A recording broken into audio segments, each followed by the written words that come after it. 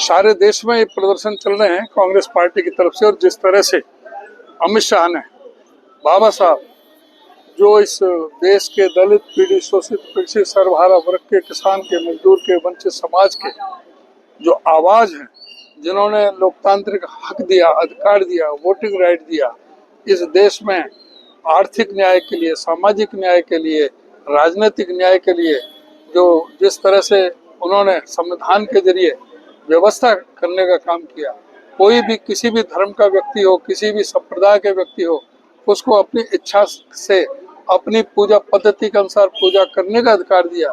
आज उन अधिकारों को छीनने का काम किया जा रहा है। आज जिस तरह से बाबा साहब को, जिस तरह से उन्होंने, जिस लहजे में उन्होंने कहा कि ये फैशन हो गया है, अम्बेडकर अम्बेडकर अम्बेडकर अम्बेडकर अम्बेडकर अम्बेडकर 6 बार अम्बेडकर, अम्बेडकर जी भी नहीं, बाबा साहब भी नहीं, जो सभी उनको बुलाते हैं।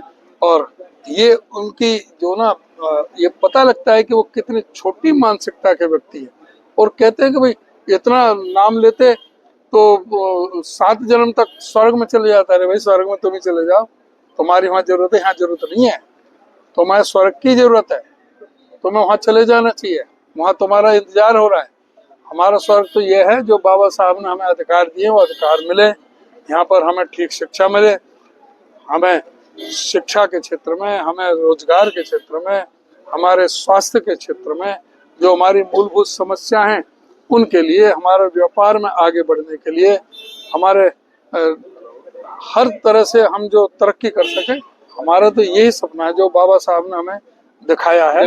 इस बयान को 7 दिन हो चुके हैं, लेकिन सरकार की ओर से कोई ना माफी आई है, ना कोई इस्तीफा आया है। कोई नहीं, जब तक नहीं आएगा हम सड़क पे आंदोलन करते रहेंगे। अभी अगले हफ्ते सोमवार को हम होटल में हैं, फिर हम हथीन में करेंगे। भी आरोप लगता है कि उन्होंने सदैव अम्बेडकर जी का अपमान किया, 2 बार चुनाव हरवाया। आप ये बताओ, ये भी बड़े शर्म की बात है जो ये कहने वाले हैं, क्या इन्होंने बाबा साहब को जितवाने का काम किया? क्या इन्होंने बाबा साहब को, बाबा साहब अपनी पार्टी से लड़ रहे थे, कांग्रेस अपनी पार्टी से लड़ रही थी, कांग्रेस अपनी पार्टी को जितवाती या दूसरी पार्टी को जितवाती?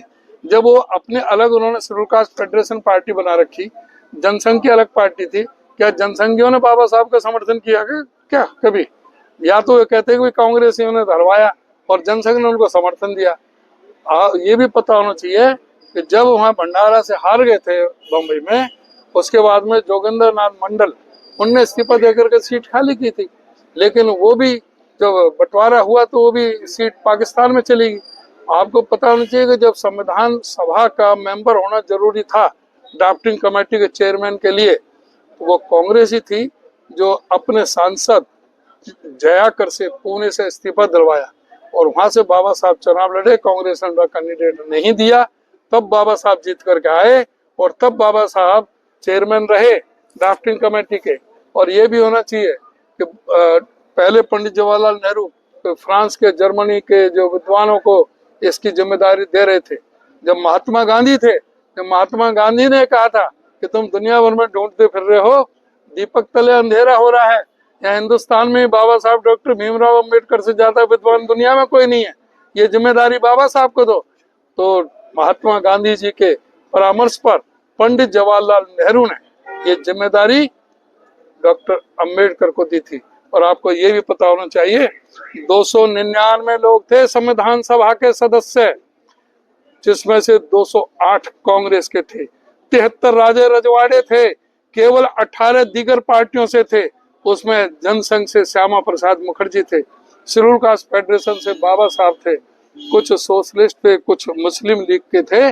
तब जाकर के 299 में से 208 कांग्रेस के थे।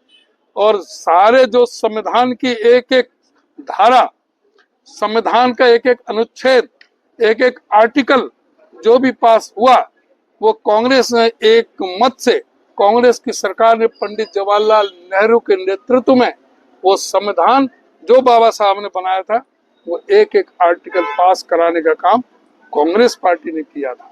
शेड्यूल कास्ट फेडरेशन के तो अकेले बाबा साहब थे। और ये नेहरू जी का कितना विशाल हृदय के व्यक्ति थे। बाबा साहब को कानून मंत्री बनाया, अलग पार्टी से थे, बाबा साहब को कानून मंत्री बनाया और श्यामा प्रसाद मुखर्जी को भी अपने मंत्रिमंडल में, जो अलग सोच के आदमी थे, उसको भी अपने मंत्रिमंडल में मंत्री बनाने का काम किया था ये पंडित जवाहरलाल नेहरू। ज्ञापन में क्या मांग की आपने? हमने ज्ञापन में मांग की है कि अमित शाह का इस्तीफा होना चाहिए। ठीक है।